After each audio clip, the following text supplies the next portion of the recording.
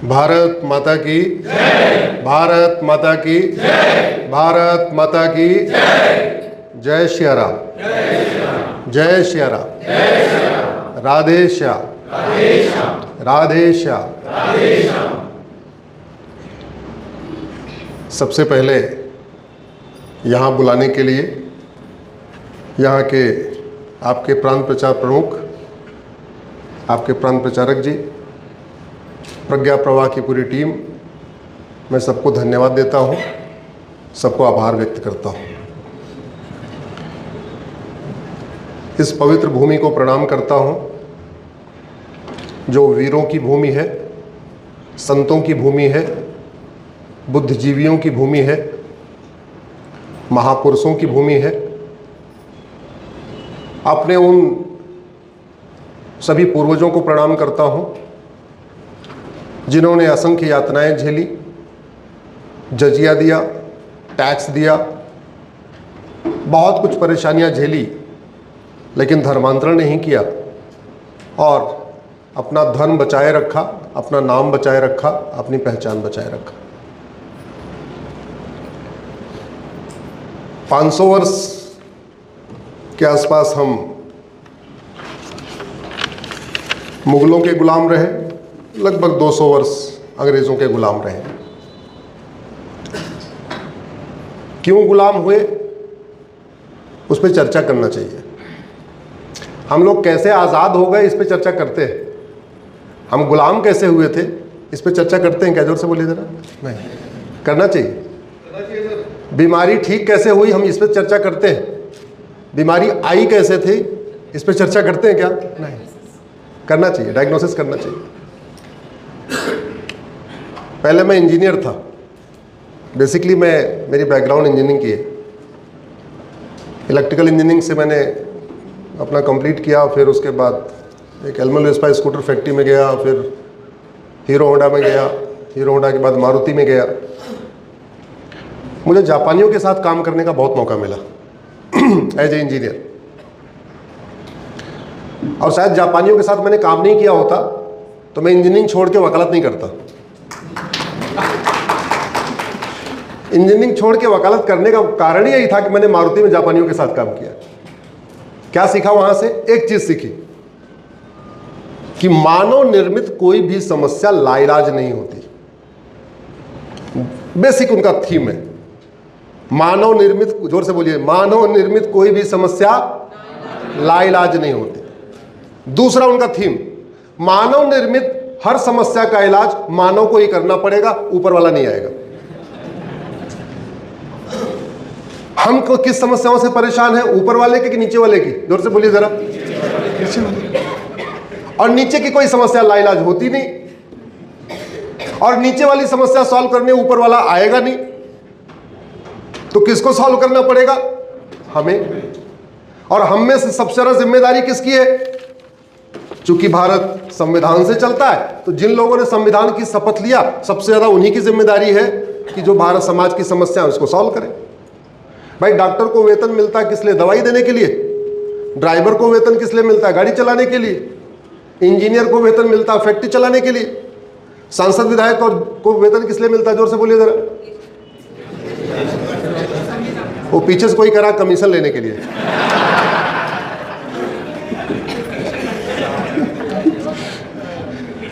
कड़वा सच उनके मुंह से निकल आया।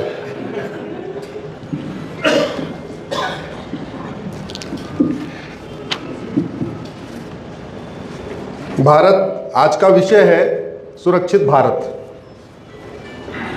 अब जब हम सुरक्षित भारत की बात करते हैं तो हमें लगता है आतंकवाद से सुरक्षा।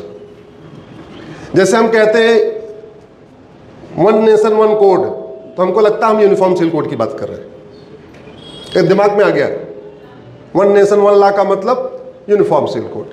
ऐसे सुरक्षित भारत का मतलब आतंकवाद से। आतंकवाद से तो हमें 1% खतरा है, बस, मात्र 1%। 99% खतरा कुछ अलग है।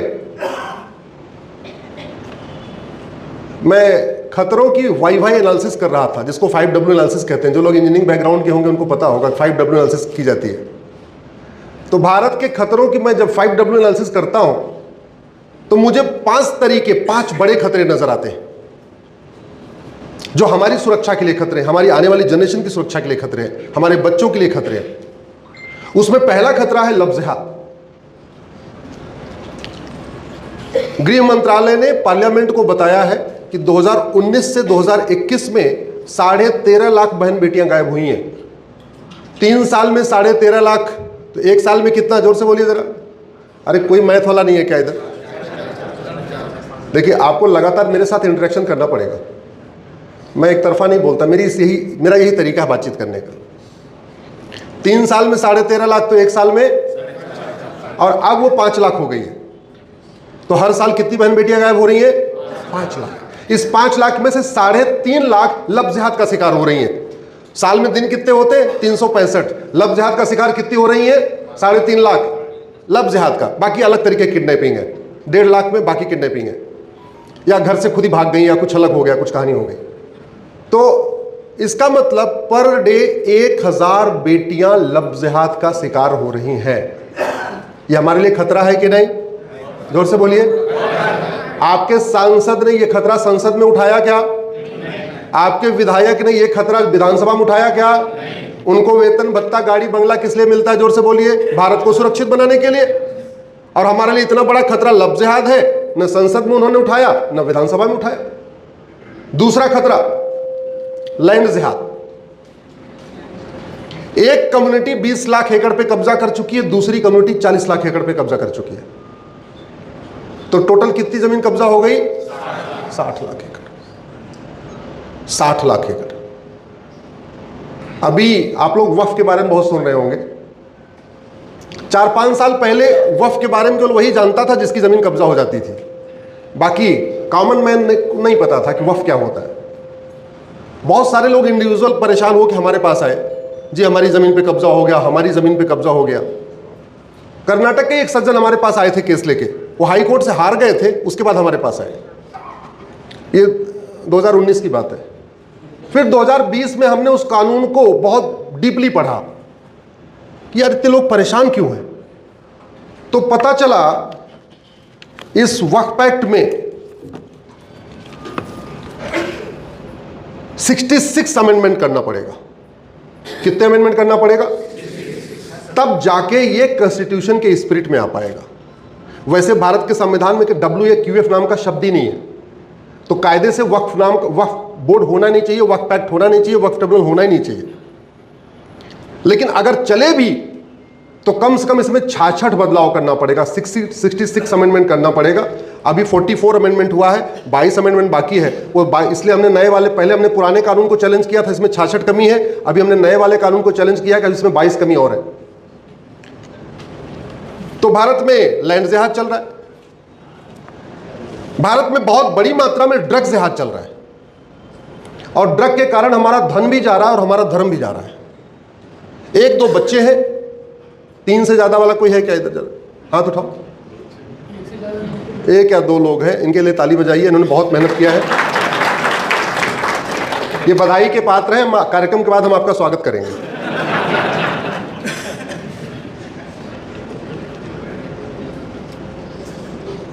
Engineering college, medical college, law college, ऐसा कोई कॉलेज नहीं है जहां व्हाट्सएप पे ऑर्डर करके ड्रग नहीं पहुंच रही है।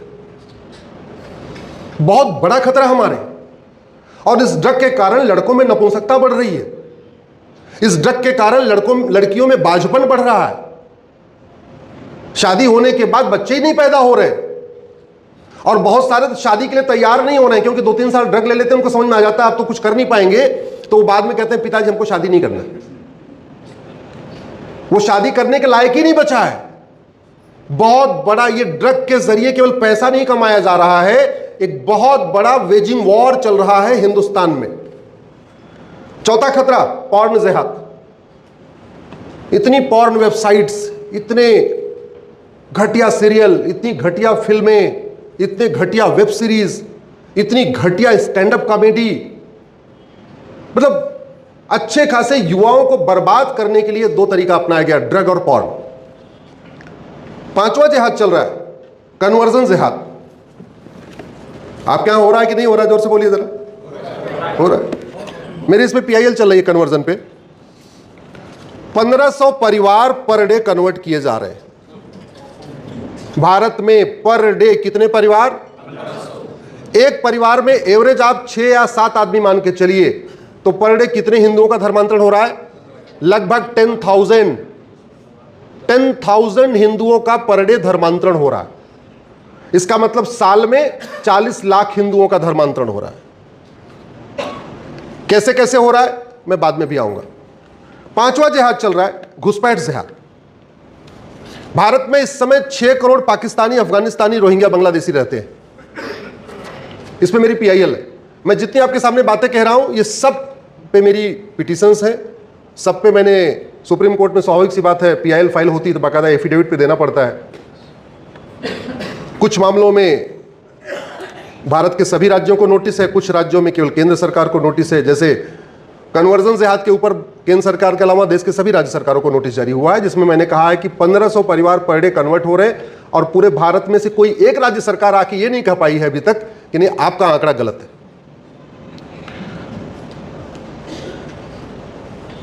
घुसपैठ पे मेरी जो पीआईएल है इस पे भी केंद्र के अलावा सारी राज्य सरकारों को नोटिस है। और जब मैंने 2017 में कहा था तो आंकड़े मैंने दिए थे 5 करोड़ के, अभी ये संख्या लगभग 6 करोड़ हो चुकी है। भारत में 6 करोड़ पाकिस्तानी, अफगानिस्तानी, रोहिंग्या, बांग्लादेशी रहते हैं। ऑस्ट्रेलिया की जनसंख्या 2 करोड़ है, भारत में 6 करोड़ घुसपैठिए रहते हैं। इसका मतलब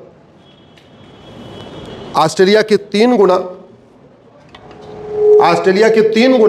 भारत में घुसपैठिए रहते हैं।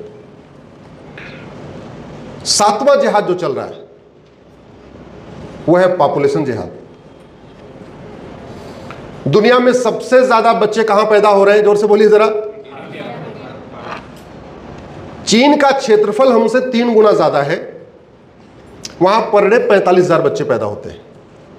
अमेरिका का क्षेत्रफल हमसे 3 गुना ज्यादा है, वहां पर डे 11,000 बच्चे पैदा होते हैं। रूस का क्षेत्रफल हमसे 5 गुना ज्यादा है, वहां पे पर डे 4,000 बच्चे पैदा होते हैं। अमेरिका में 11,000 है, रूस में 4,000 है। ब्राजील का क्षेत्रफल हमसे 2.5 गुना ज्यादा है, वहां पर डे 8,000 बच्चे पैदा होते हैं। और भारत में पर डे 90,000 बच्चे पैदा होते हैं। 90,000 मतलब साल में 3.25 करोड़। सरकार तो छोड़िए, ब्रह्मा जी अगर उतर के आ जाए ना तो भी सबको रोटी कपड़ा मकान नहीं दे सकते। इंसान तो छोड़िए, सरकार 2 करोड़ घर बनाती है, 10 करोड़ बेघर पैदा हो जाते हैं। सरकार 2 करोड़ रोजगार जनरेट कर पाती है, लोन देके, मुद्रा लोन या बाकी लोन के जरिए 10 करोड़ बेरोजगार पैदा हो जाते हैं। भारत की 50% समस्याओं का मूल कारण जनसंख्या विस्फोट है।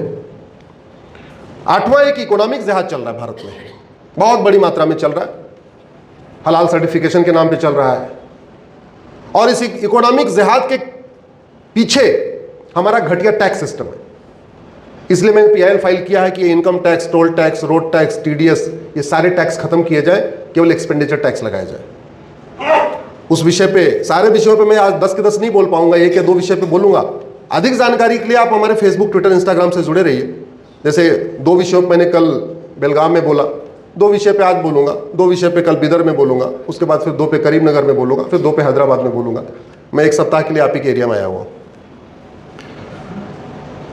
एक और जिहाद चल रहा है, इकोनॉमिक जिहाद और एजुकेशन जिहाद। संविधान विरोधी स्कूल खुल रहे हैं। भारत का संविधान मदरसा चलाने की इजाजत नहीं देता। भारत का संविधान मदरसा खोलने की इजाजत नहीं देता, और पूरे भारत में मदरसे खुलते चले जा रहे हैं। और सबसे खतरनाक जिहाद हुआ है पार्लियामेंट्री जिहाद। पार्लियामेंट में भारत को सुरक्षित बनाने के लिए कानून बनाना था, और पार्लियामेंट में भारत को बर्बाद करने के लिए कानून बनाए गए। और 1-2 नहीं, लगभग 50 कानून तो 1950 के बाद बने।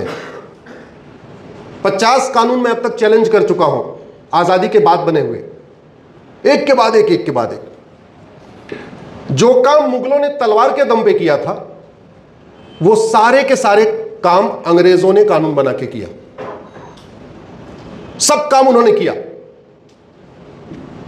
और जो काम मुगलों और अंग्रेजों का छूट गया था वो काम आजादी के बाद किया गया। अंग्रेज कानून कैसे बनाते थे? अंग्रेजों को किसी ने बताया कि भीम की ससुराल नागालैंड में है। हिडंबा नाम सुना आपने? हिडंबा, हिडंबा कहां की थी? नागा हिल्स की, नागालैंड की। भीम के बेटे का नाम क्या था? घटोत्कच। वाह वाह, सबको पता है। प्रज्ञा भारती के कार्यक्रम में अच्छी बातें रहती है। और घटोत्कच के बेटे का नाम बर्बरीक। दो लोगों ने बोला, इनके लिए ताली बजाइए। और बर्बरीक की हम खाटू श्याम के रूप में राजस्थान में पूजा करते हैं।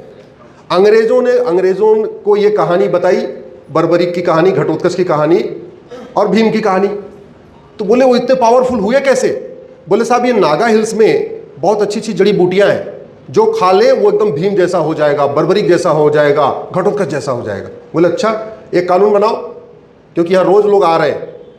उन्होंने कानून बनाया 1872 में, उसका नाम है Bengal frontier act, Bengal frontier regulation act. और कानून बना के बोल दिया अब नागा हिल्स में कोई आएगा नहीं, अगर किसी को आना है तो हमसे परमिशन लेके आएगा।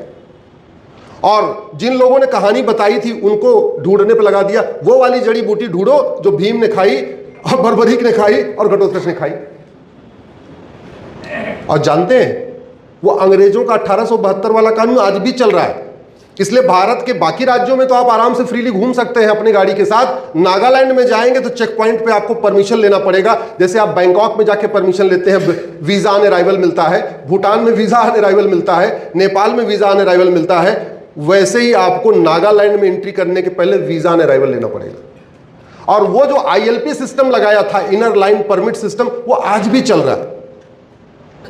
उस ILP को हमने सुप्रीम कोर्ट में भी चैलेंज किया।